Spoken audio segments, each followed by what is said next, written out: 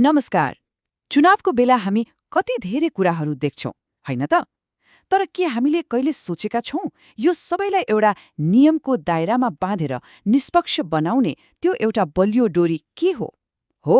आज हामी त्यही नियमहरूको सँगालो यानि निर्वाचन आचार संहिताको बारेमा एकदमै सरल भाषामा कुरा गर्नेछौं। खासमा चुनावलाई साँच्चै निष्पक्ष बनाउने नियमहरू के हुन् त? अनि सबैभन्दा महत्त्वपूर्ण कुरा, यी नियमहरूले हामी जस्ता आम मानिसको दैनिक जीवन र भोट हाल्ने अधिकारमा कस्तो असर पार्छन्?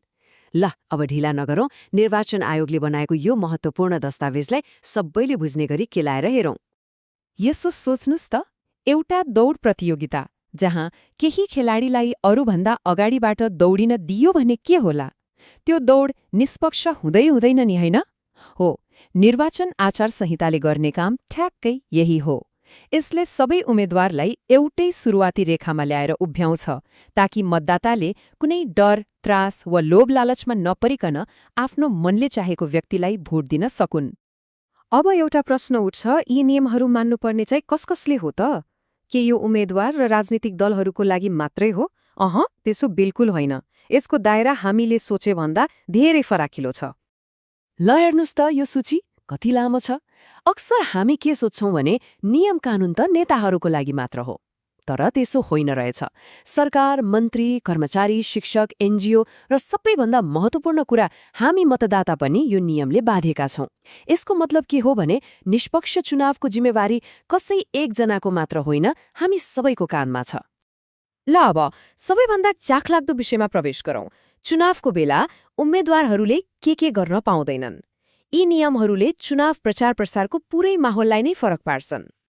यहाँ स्क्रिनमा आचार संहिताको एउटा दफा देखिँदैछ। अब यो कानूनी भाषा अलि अप्ठ्यारो लाग्न सक्छ, तर चिन्ता नलिनुस्, यसको मतलब एकदमै सरल छ र हामी सबैले जान्ने पर्ने कुरा हो यो। आउनुहोस्, अब यसलाई सजिलो भाषामा बुझौं। सोझो भाषामा भन्दा, कुनै पनि उम्मेद्वारले आफ्नो चुनाव चिन्ह छापेको टी-शर्ट, टोपी, गम्छा, मास्क वा यस्तै कुनै पनि सामान बाँड्न पाउँदैनन्। मतलब, यस्ता सामान दिएर मतदातालाई फकाउने, लोभ्याउने काममा पुरै प्रतिबन्ध लगाइएको छ। अर्को एउटा एकदमै महत्त्वपूर्ण नियम छ सरकारी सम्पत्तिको प्रयोगबारे। सामान्य अवस्थामा चुनाव प्रचारमा सरकारी गाडी वा कुनै पनि सम्पत्ति प्रयोग गर्न पाइँदैन। तर यहाँ एउटा सानो अपवाद छ। यदि कुनै मन्त्री आफै उम्मेद्वार छन् भने उनले आफ्नो निर्वाचन क्षेत्रभित्र प्रचारमा जाँदा निर्वाचन आयोगको अनुमति लिएर सरकारी गाडी प्रयोग गर्न सक्छन्। यति मात्रै होइन, अरू पनि धेरै महत्त्वपूर्ण प्रतिबन्धहरू छन्। जस्तै सोच्नुस् त, चुनाव प्रचारमा बालबालिकालाई प्रयोग गर्नु कति नराम्रो कुरा हो? यसमा कडा रोक लगाइएको छ। त्यसैगरी ज्ञानको मन्दिर मानिने स्कुल वा कलेज हाताभित्र कुनै पनि राजनीतिक प्रचार गर्न पाइँदैन। र सबैभन्दा गम्भीर कुरा, धर्म, जात वा समुदायको नाम लिएर भोट माग्ने वा समाजमा फाटो ल्याउने काम गर्नु त झन् ठूलो अपराध हो। अनि अर्को पार्टीको कार्यक्रम बिथोल्नु पनि निष्पक्षताको ठाडो उल्लङ्घन मानिन्छ। जमाना बदलिएको छ। पहिले चुनाव प्रचार भनेको भित्ता रङ्गाउने वा माइकमा कराउने हुन्थ्यो। तर अब प्रचार सडकमा भन्दा बढी हाम्रो मोबाइलको स्क्रिनमा हुन्छ। त्यसैले आचार संहिताले यो डिजिटल युगलाई पनि राम्रैसँग समेटेको छ। आचार संहिताले सामाजिक सञ्जाल भन्नाले Facebook, messenger, Twitter, YouTube, Instagram, Viber, TikTok, WhatsApp जस्ता सबै प्लेटफर्मलाई बुझ्छ। यसले के प्रश्न पार्छ भने अनलाइन दुनियाँमा हुने हरेक गतिविधि पनि नियमको दायराभन्दा बाहिर छैन। अनि सामाजिक सञ्जालमा लागू हुने सबैभन्दा ठूलो नियम हो गलत सूचना, भ्रामक प्रचार र द्वेषपूर्ण भाषणमाथिको कडा प्रतिबन्ध।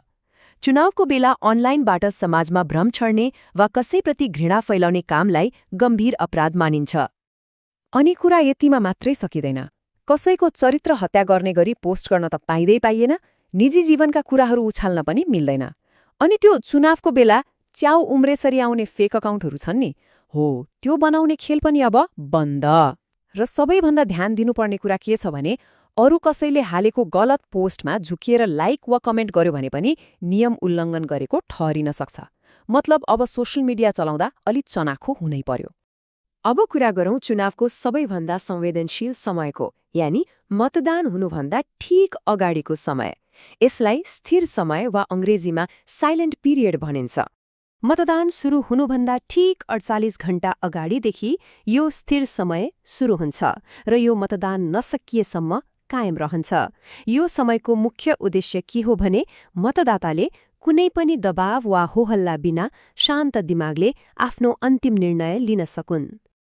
यो 48 घण्टाको अवधिमा सबै किसिमका चुनावी प्रचार प्रसार जस्तै जुलुस, सभा, घर दैलो सबै कुरा ठप्प हुन्छन्। मिडिया होस् वा सोशल मिडिया कतैबाट पनि कुनै प्रचार सामग्री प्रकाशन वा प्रसारण गर्न पाइँदैन। यहाँसम्म कि सामाजिक सञ्जालमा चुनाव सम्बन्धी कुनै पोस्ट, शेयर वा कमेन्ट गर्न पनि मनाही छ। छोटकरीमा भन्दा मतदातालाई प्रभावित पार्ने कुनै पनि काम गर्न पाइँदैन। अब लागौं मतदानकै दिनतर्फ।